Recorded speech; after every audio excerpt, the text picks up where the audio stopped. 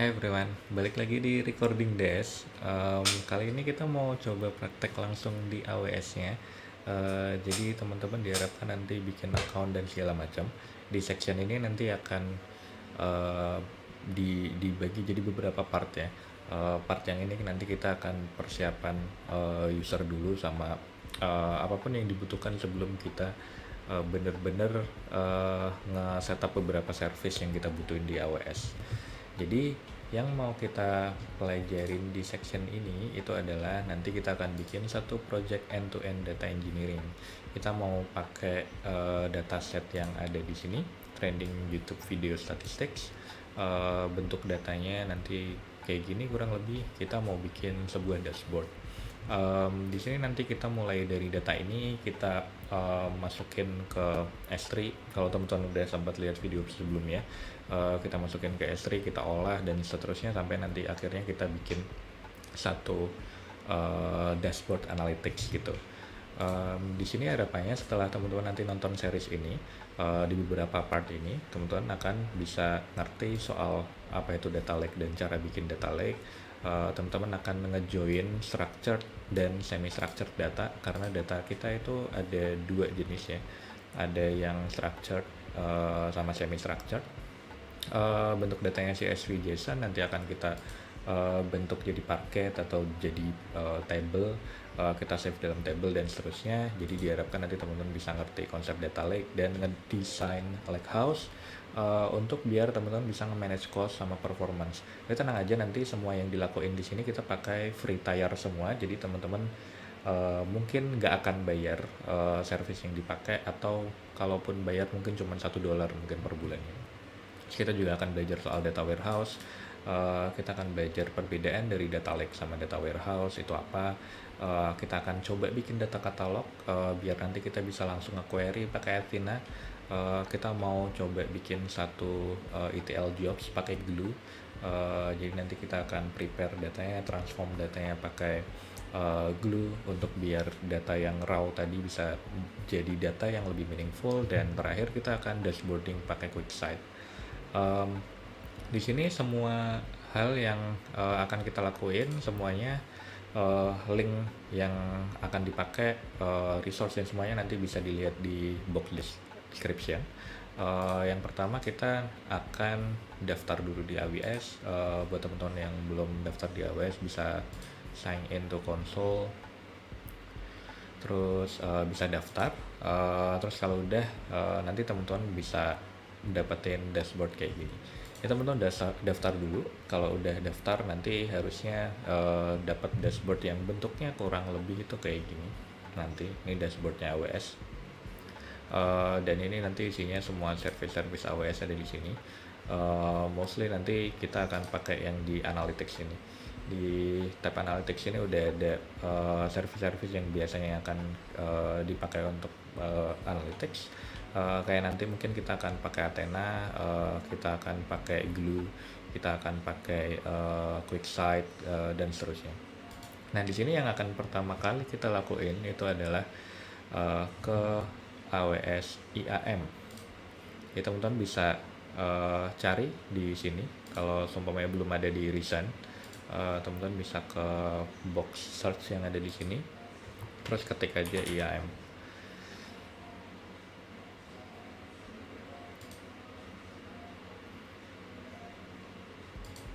Ini adalah tampilan dari IAM. IAM itu adalah Identity and Access Management, IAM.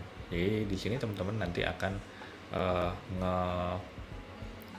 nge-manage si user-user yang bisa ngakses dashboard kita atau ngakses konsol kita. Dashboard AWS ini biasanya disebut sama konsol. Yang akses konsol siapa aja. Karena kita nggak mau semua itu aksesnya sebagai root, jadi semua kita bisa kasih role masing-masing sebagai user, yang bisa nge-edit, delete, yang bisa cuman nge-view dan yang lain-lain. Nah di sini kita mau coba si IAM ini, kita mau coba bikin role baru atau bikin user baru untuk biar si user ini cuman punya akses ke service-service tertentu dan nggak bisa mengakses billing atau payment. Jadi dia cuma bisa eh, bikin aja gitu, tapi nggak bisa ngakses payment atau billing dan yang lain. Ini nanti juga kita bisa set service apa aja yang bisa dia pakai, jadi nggak semua service mungkin bisa dia pakai. Oke, kalau udah di IAM, kita bisa ke user yang ada di sebelah kiri. Di sini mungkin teman-teman belum punya user, jadi kita mau bikin satu user baru dengan cara klik add user button yang di sebelah kanan ini. Terus kasih nama usernya. Di sini usernya gue mau kasih contoh ftds de kayak gini. Ini boleh kasih user apa aja ya, nggak harus kayak gini. Ini contohnya ftdsde.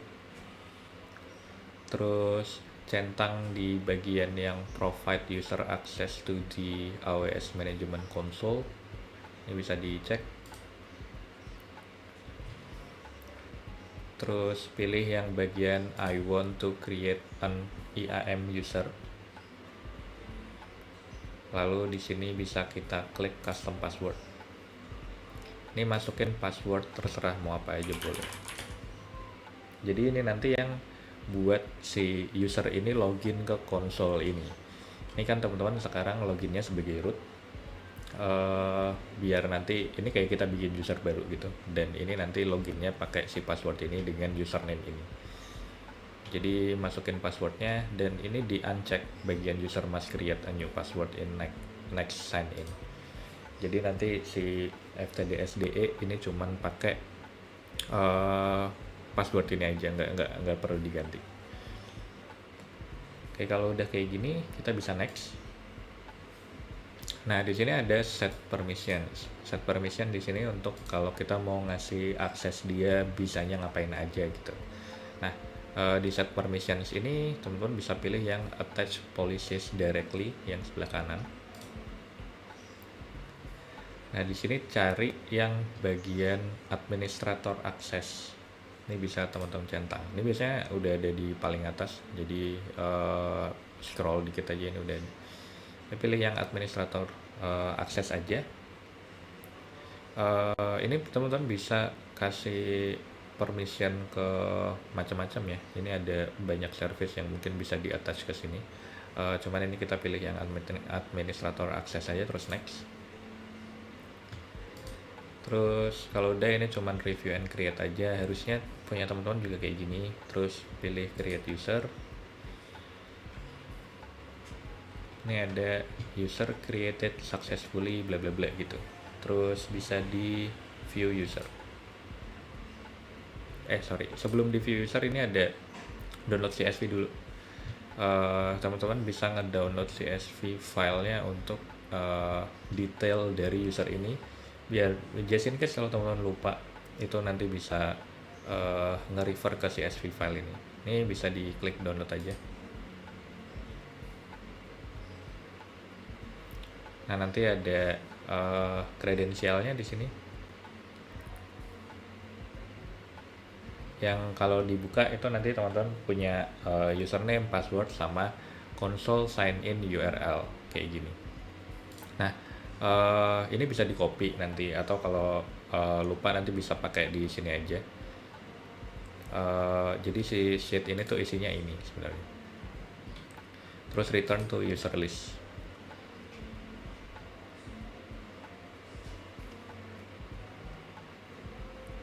Nah, kalau udah, kita perlu ngeset satu lagi, yaitu kita mau ngeset access key untuk nanti biar user ini tuh bisa ngelakuin operasi service, tapi nggak usah ke konsol, jadi bisa lewat CLI.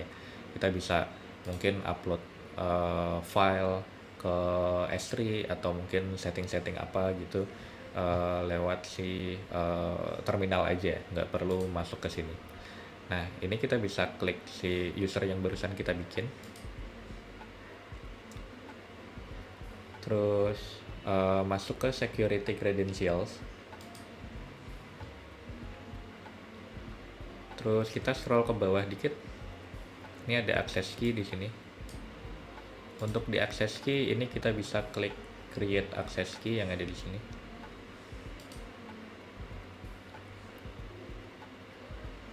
Terus akses key-nya kita klik yang di bagian command line interface atau CLI karena nanti kita mau pakai akses key ini untuk terminal. Terus ini dicentang, terus next. Setelahnya ini ada opsional, ini nggak perlu description text atau apapun, kita klik aja create access key.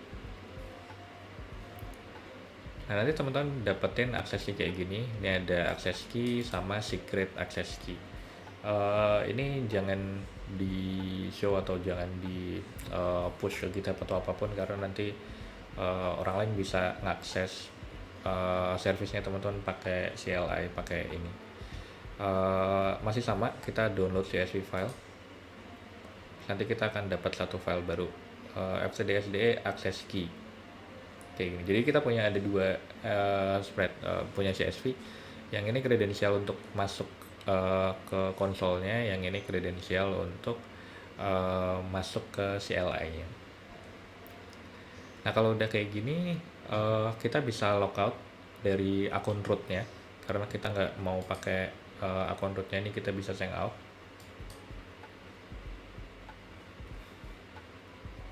Terus teman-teman bisa buka yang ftdsde atau kalau username-nya teman-teman beda, username underscore kredensial. Di situ nanti ada link aws.amazon bla bla bla bla bla. Itu nanti di copy aja terus dimasukin ke sini. Kayak contohnya kayak gini. Nanti di spreadsheet-nya ini ada, terus di enter aja.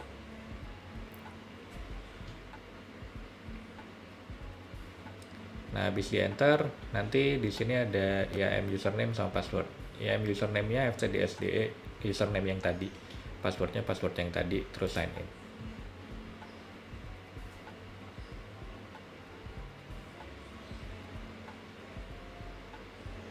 Udah, sekarang kita punya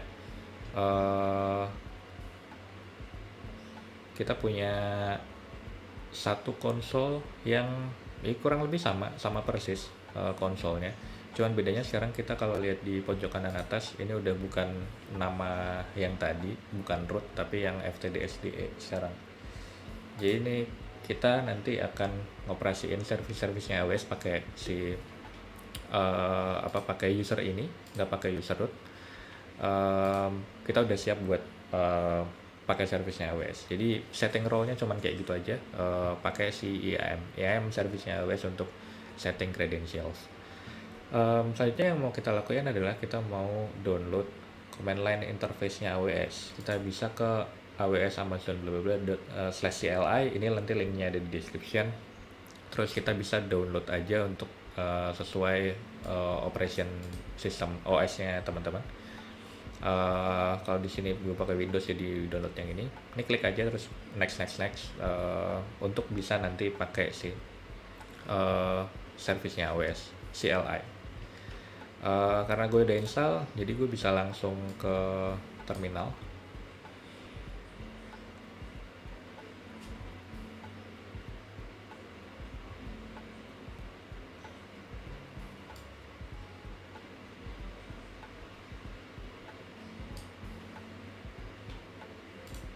Nah, di terminal ini kita bisa ketik AWS untuk make sure udah keinstall apa belum. Kalau udah, ini harusnya ada kayak gini, usage AWS bla bla bla bla bla bla kayak gini.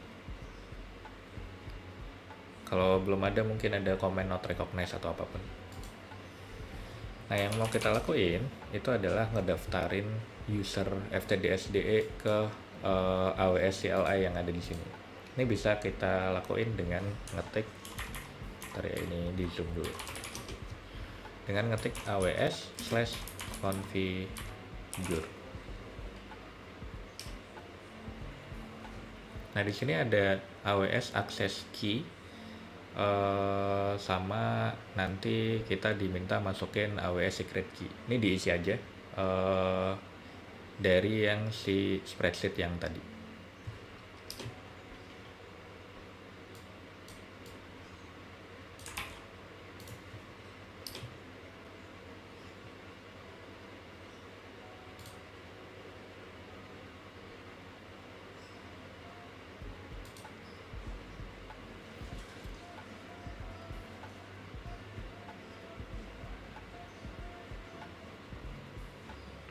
Nah, ini kita akan ditanyain default region name. Default region name kita bisa ke console, terus di sini ada yang paling atas ini bisa di apa namanya? Di klik sebelahnya user. Ini ada N Virginia. Kita bisa pilih salah satu yang ada di sini. Karena ini di N Virginia, kita akan pilih US-is-1. Jadi kita masukin aja US-is-1 kayak gini. Terus udah. Nah, kita udah punya si AWS ini untuk AWS CLI yang terkonfigurasi sama apa namanya? Ini gue clear dulu. Sama user yang kita punya. Sekarang kita cobain pakai AWS S3 LS ini untuk ngecek apakah udah terkoneksi ke akun kita. Nah, kalau ada kayak giniannya, harusnya bucketnya teman-teman atau S3-nya teman-teman belum ada isinya. Tapi tetap nanti mungkin ada outputnya. Harusnya kalau udah keluar output kayak gini, itu udah bener, udah terkoneksi. Eh, Teman-teman udah bisa bisa udah bisa pakai si AWS CLI-nya ini dengan connect ke sini. Nah, untuk di part 1 ini kita ngelakuin itu aja dulu. Kita prepare user sama kita nge-setup AWS CLI. Untuk yang next part kita mau prepare untuk datanya. Data yang akan kita pakai adalah ini. Jadi teman-teman bisa download dulu, nanti linknya ada di description box. Download dulu untuk nanti kita prepare datanya di next part. Sampai ketemu di next part, bye.